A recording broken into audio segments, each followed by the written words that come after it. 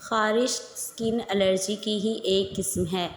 آپ کو skin allergy کی یہ قسم پریشان اور بے چین کر سکتی ہے، خاص کر یہ رات کو سوتے وقت آپ کے لیے مشکل پیدا کر سکتی ہے۔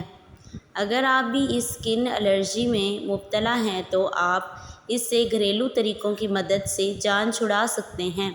خارش کا سبب کیا ہوتا ہے؟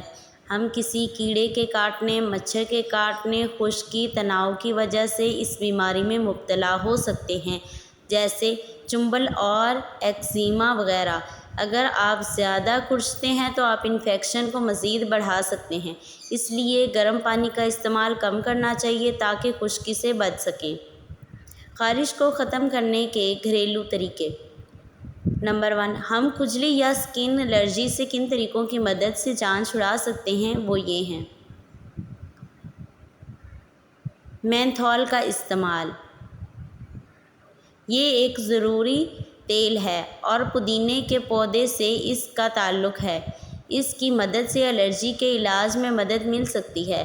یہ کوکنگ ایجنٹ کے طور پر کام کرتا ہے۔ حاملہ خواتین جو جلد کی اس الرجی میں مبتلا ہوں وہ اس کی مدد سے علاج کر سکتی ہیں۔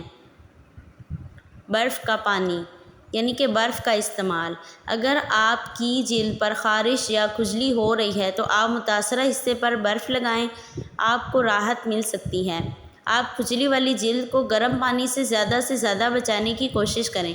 ٹھنڈے پانی میں کوئی بھی تیل کو بھی شامل کر کے آپ اپنی اسکن پر لگا سکتے ہیں۔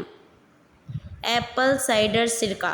یہ سرکہ سالوں سے جراثیم کش کے طور پر استعمال ہوتا آ رہا ہے۔ اس میں ایسیٹک ایسڈ موجود ہوتا ہے جو کسی بھی انفیکشن اور جراثیم کو مارنے کے طور پر استعمال ہوتا ہے۔ پانی میں سرکہ گھول کر جلد پر لگائیں، اس سے بھی آپ کو سکون ملے گا۔ سرکہ کسی بھی زخم پر جلد جلن کا سبب بن سکتا ہے، اس لیے زخم پر اس کا استعمال نہ کریں۔ لوشن۔